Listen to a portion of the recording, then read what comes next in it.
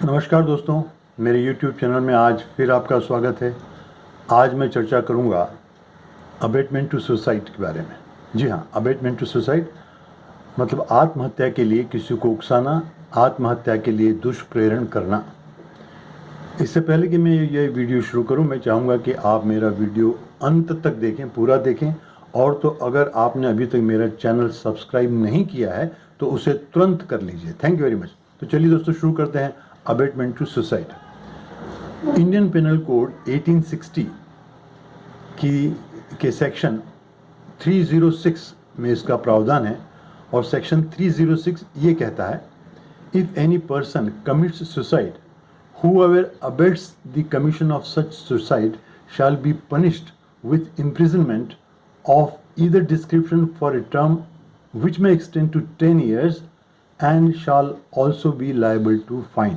मतलब ऐसा कोई व्यक्ति जो किसी को आत्महत्या करने के लिए दुष्प्रेरित करता है तो ऐसे व्यक्ति को 10 साल तक की सजा हो सकती है और साथ में जुर्माना भी हो सकता है।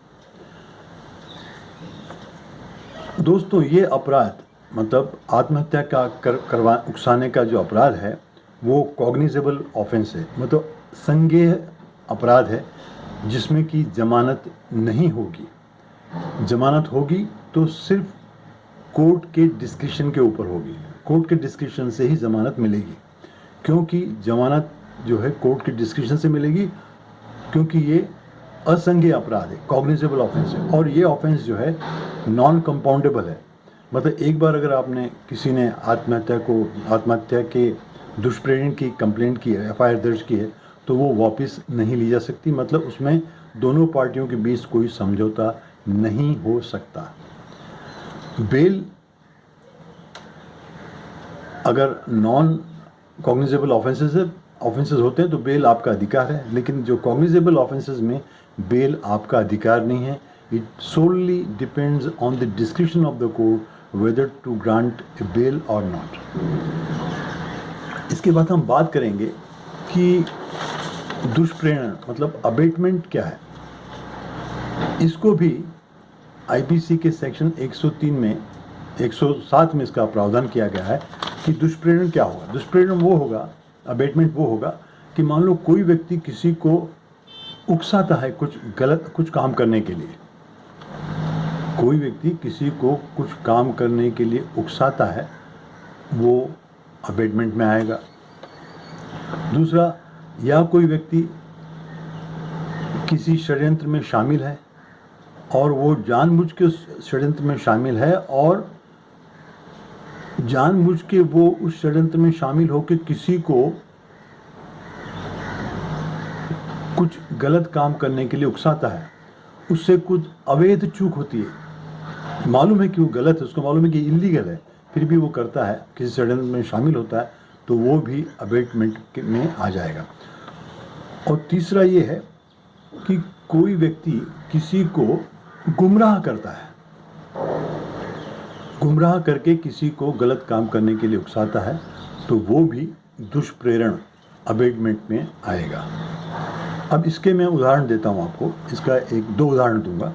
पहला उदाहरण ये है कि मान लीजिए ए एक पुलिस अधिकारी है जो कि बी को गिरफ्तार करने जाता है। ए पुलिस अधिकारी है जिसके पास बी नाम के व्यक्ति को गिरफ्तार करने का वारंट है। अब सी एक व्यक्ति है जिसको मालूम है कि डी बी नहीं है, तो वो ए को ये बताता है कि ये डी ही बी है, और ए उसके कहने पर, सी के कहने पे डी को गिरफ्तार कर लेता है, जबकि उसको गिरफ्तार करना चाहिए था बी को। लेकिन सी ने गलत आइडेंटिफाई करके ए को गुमराह किया, तो इसमें सी जो है अबेटमेंट का दोषी है, क्योंकि उसने गलत बयानी की है। और गलत बयानी से पुलिस अफसर ने बजाय बी को गिरफ्तार करने के डी को गिरफ्तार कर लिया सी के कहने पर, क्योंकि सी ने इंश्योर किया था कि डी ही बी है। और दूसरा उदाहरण ये है कि ए और बी मान लीजिए दोस्त हैं। ए और बी दोस्त हैं और बी किसी समस्या से जूझ रहा है, परेशान है, घर के वातावरण कुछ ऐसे, घर की परिस्थितियाँ कुछ ऐसी कि वो खूब उदास है। तो ए जब उसके पास जाता है तो बी अपनी कहानी ए को बताता है कि मैं इस तरह से परेशान हूँ कि समझ नहीं आ रहा क्या करूँ, इस उम्मीद से कि शायद ए कुछ समस्या का निदान उसको बताएगा। लेकिन ए बजाय उसको इस समस्या से जूझने की, समस्या से उबर के आने के, उसको उकसाता है। कैसे?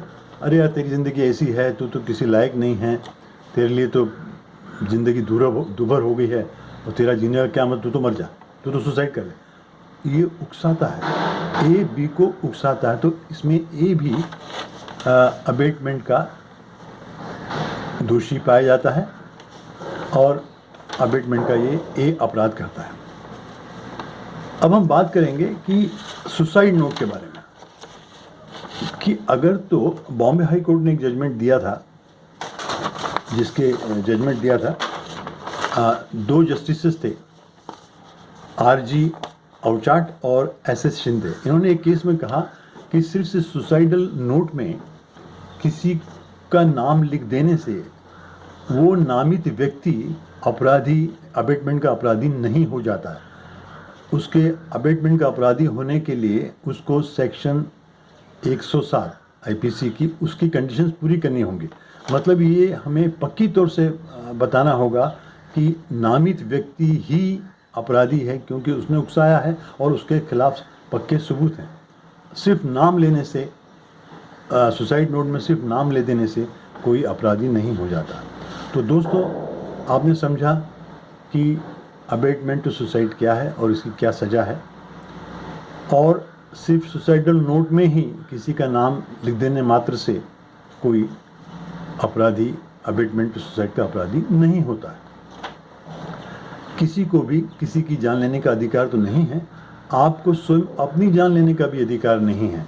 अगर तो आप सुसाइड करते हुए पकड़ा गए और जीवित बच गए तो आपको 1 साल की सज़ा भी हो सकती है। तो दोस्तों, आशा है मेरा ये वीडियो आपको पसंद आया होगा। कृपया इसे लाइक कीजिए, शेयर कीजिए, और अगर तो आपने अभी तक मेरे चैनल को सब्सक्राइब नहीं किया है तो सब्सक्राइब कर दीजिए। Thank you very much.